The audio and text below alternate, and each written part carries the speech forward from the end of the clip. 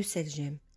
Vous savez que si on verse un peu d'eau de mer dans un plat et que l'on va placer sur un réchaud chauffant, l'eau chauffée se transforme en vapeur que vous voyez monter au-dessus du plat. Cette eau donc disparaît du plat peu à peu. Si l'on continue à chauffer, tout le liquide finit par disparaître et il reste dans le plat des cristaux blanchâtres, brillants, dont le goût est très salé. C'est ce que l'on appelle le sel, plus spécialement le sel marin. Si l'eau s'évapore, son sel se dépose. C'est ce qu'on fait dans les marais salants. Les marais salants sont de grands bassins creusés près de la mer, dont le fond est en argile pour être imperméable.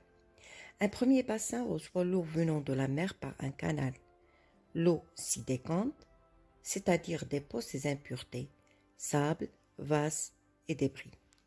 Puis, l'eau devenue plus propre est conduite dans d'autres bassins, plus étendus, mais moins profonds. Là, le soleil et le vent font évaporer l'eau et le sel, lui, reste. Les dépôts de sel dans la nature. Supposez que vous avez une lagune. Vous savez que c'est une sorte de lac ou de marais d'eau de mer. Dans un pays chaud, sec, l'eau va s'évaporer et le sel qu'elle contient va se déposer. Le gypse se dépose le premier, comme on l'a vu dans les marais salants, et le sel marin par-dessus, puisque l'eau reste ici sur place. Il y a dans un litre d'eau de mer environ 1 gramme de gypse et près de 30 grammes de sel marin. Vous pouvez vous rendre compte de l'énorme quantité de sel qui déposera une lagune qui représente des milliers de mètres cubes d'eau.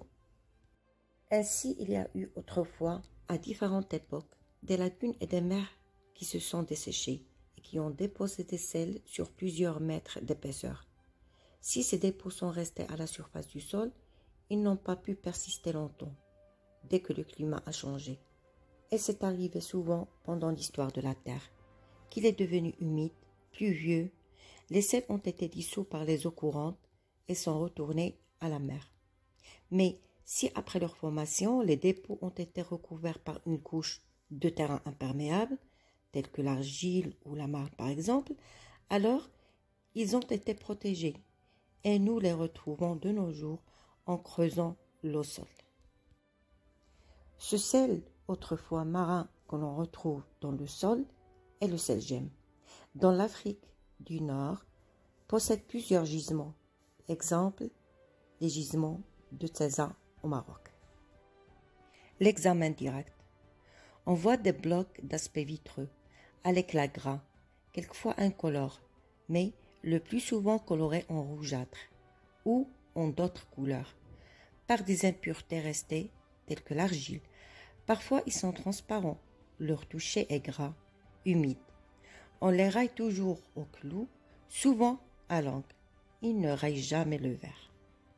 Action de l'eau et de l'acide. Si l'on met un petit morceau du bloc dans l'eau et que l'on agite, il disparaît, il se dissout. Le sel est très soluble, jusqu'aux 350 grammes par litre. Trempez le doigt dans cette eau et mettez-le à la bouche. Vous sentez le goût salé caractéristique.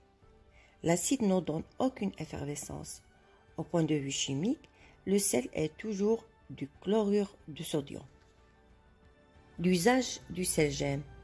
Le sel est indispensable pour préparer nos plats, pour préparer beaucoup d'aliments en conserve, par exemple, poissons salés, viande séchée et salée, les légumes en sont mûrs. Il est utilisé aussi dans l'industrie chimique pour fabriquer le chlore, l'eau de javel et la soude.